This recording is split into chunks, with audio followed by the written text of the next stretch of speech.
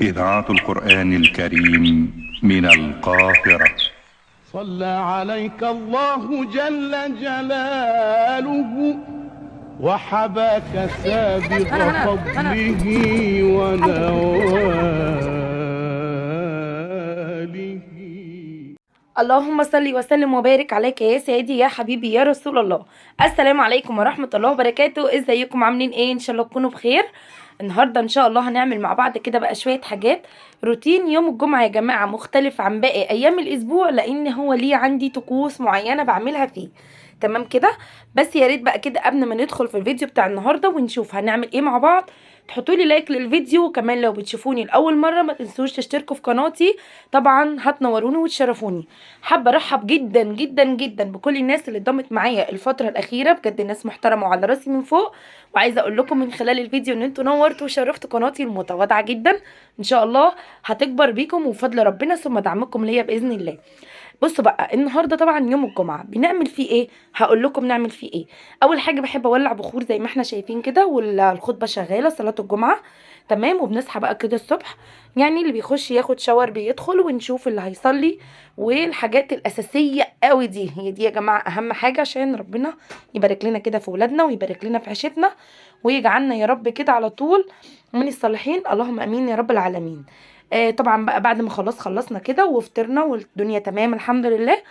آم، دخلت بقى كده على شقتي. طبعا المطبخ زي ما صورته لكم كده، ما حبيتش بقى ان انا ايه اصور لكم وانا بغسل المواعين والتفاصيل اللي هي انتوا عارفينها دي، علشان ما يبقاش الفيديو طويل وممل. تمام كده. فطبعا بقى كده دخلت على المطبخ، ظبطته ورتبته جدا وخليته زي الفل زي ما احنا شايفين كده. وبعدين بقى كده دخلت على الأوضة بتاعتي، رتبتها وروقتها برضو زي ما احنا شايفين. غيرت الملاية ونفضتها ولمعتها كده سريعا. كل الحاجات دي مش هتاخد معايا ساعة بالظبط ان شاء الله، اكون مخلصة الحاجات دي واقل كمان من ساعة. تمام كده. لمعتها ونضفتها كويس زي ما احنا شايفين كده. وكمان مسكت الصالة روقتها وخليتها زي الفل. الحاجات دي كلها كده سريعا سريعا، علشان ايه؟ لسه في مفاجأة في الفيديو، رايحين مشوار كده هاخدكم معايا، وعلشان تبقى شقتنا رايقة والدنيا زي الفل، ناخد قعدتنا ونرجع براحتنا. ورتبت كمان الصالة وكده خلاص الشقة نطفت وبقت زي الفل. رايحة فين كده؟ تعالى اقول لكم رايحة فين. لبسنا بقى كده، وعلى ما لبست بصراحة ولبست ولادي، عملت انا صلصة كشري، واختي خلتها عملت شوية كشري بقى، انما ايه، بصوا من الاخر لا تقولي لي بقى اشهر محلات الكشري ولا الكلام ده خالص، نحن نختلف عن الاخرون، بنعمل كشري ما اقولكوش. اختي بقى كده عملت الكشري اللي احنا شايفينه ده، بجد شوية كشري يستاهلوا بقكم كده. سلقت المكرونة وعملت الكشري، وانا كنت عملت الصلصة ديت عندي. ورحنا بقى كده خدنا ولادنا ورحنا مركز شباب جنبينا كده، بنحب جدا نقضي يوم الجمعة هناك. ليه؟ هقول لكم ليه، بس ايه، هفرجكم على الكشري والحلاوة والعظمة دي وبساطتنا. واهم يعني احسن حاجة بجد البساطة، ومش مكلف. احنا هنقعد مثلا، هنقضي يعني احنا رايحين حوالي الساعة 3، فضلنا قاعدين هناك لحد الساعة 7:30، فقعدنا هناك حوالي 4 ساعات ونص. فطبعا العيال هيجوعوا واحنا هجوعوا كمان. وبصوا سيلا بتسلم عليكم اهي. فاحنا بنحب كده نعمل لهم اكل معانا وناخده نضيف وموفر، وما يكونوش جعانين. تمام. وما شاء الله كنا عاملين كمية كده. طب هناكله في ايه؟ في اطباق بقى ومعالق بقى وتشيلي وتكركبي؟ لا لا لا لا لا خالص، ابسنيوت ليه. احنا بناخد معانا اكياس تلاجة، والاكياس التلاجة كده نظيفة وزي الفل، وبنعمل فيها. مين فينا ما اكلش من الكشري في كيس؟ بصوا يعني تستلذي كده وتستطعمي احلى كشري من الكيس اللي هو بتاع التلاجة ده. والله العظيم بجد تحفة. يا سلام كده، بتخرميه كده بقى وتقعدي تاكلي منه، تقومي جايه راميه الكيس من غير ولا من شاف ولا من دري ولا وسخنا اطباق ولا وسخنا معالق ولا شايلين ولا رايحين ولا جايين.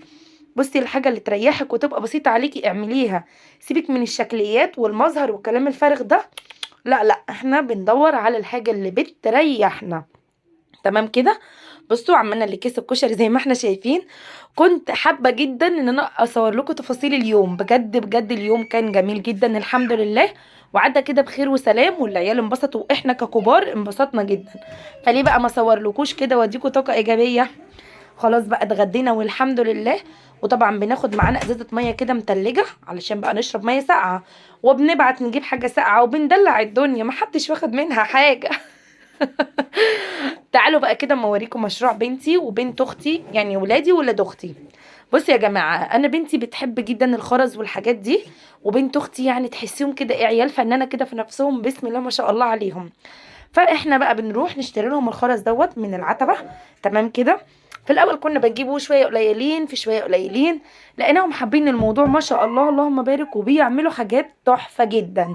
فقلنا ينموا الموهبه بتاعتهم، وبدل مثلا ما يقعدوا بقى على التليفون ويقعدوا يلعبوا ويعملوا وش كده والحاجات دي، لا يعملوا حاجه مفيده، وفي نفس الوقت يتعلموا يعتمدوا على نفسهم، وفي نفس الوقت يتعلموا يكسبوا من شغلهم. هتقولوا لي دول بنات، هقول لك عادي، دلوقتي احنا في زمن ما فيهوش بنات وصبيان.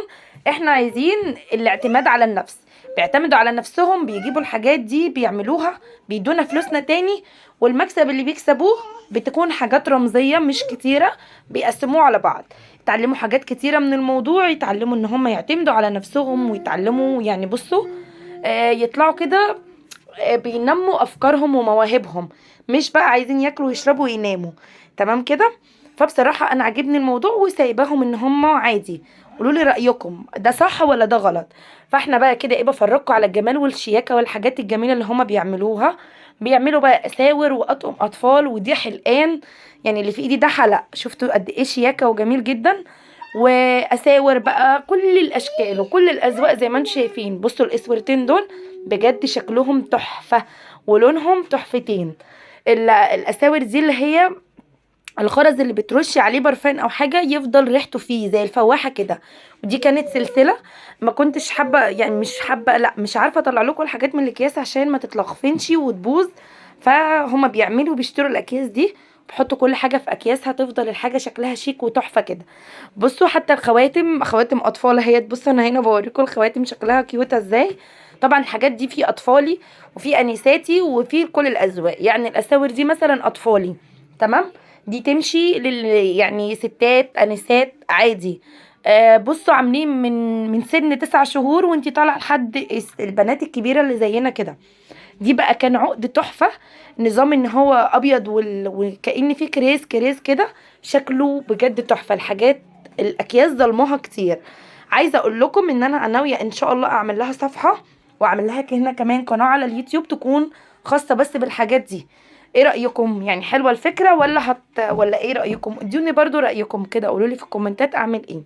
هي حابة الموضوع جدا، فانا وعدتها لو اهتمت بالدراسة وبقت كويسة هعمل لها صفحة وهعمل لها جروب، والموضوع ان شاء الله يكبر معاها. ايه رأيكم في يومنا وبسطته وحلاوته؟ بحب اقضي كده يومي وبستمتع بكل لحظة فيه بصراحة مع ولادي، ربنا يدومهم نعمة في حياتي. لو عجبكم فيديو النهاردة واستفدتم واستمتعتوا كده معايا باليوم وجماله، ما تنسوش بقى كده لايك للفيديو واشتراك في قناتي لو لسه ما اشتركتوش. انا لسه شايفه اللي ما اشتركش اهوت قاعدين بتعملوا ايه. وطبعا في الاول وفي الاخر بجد حابه اشكر الناس اللي اشتركت معايا في الفتره الاخيره دي، نورتوني وشرفتوني.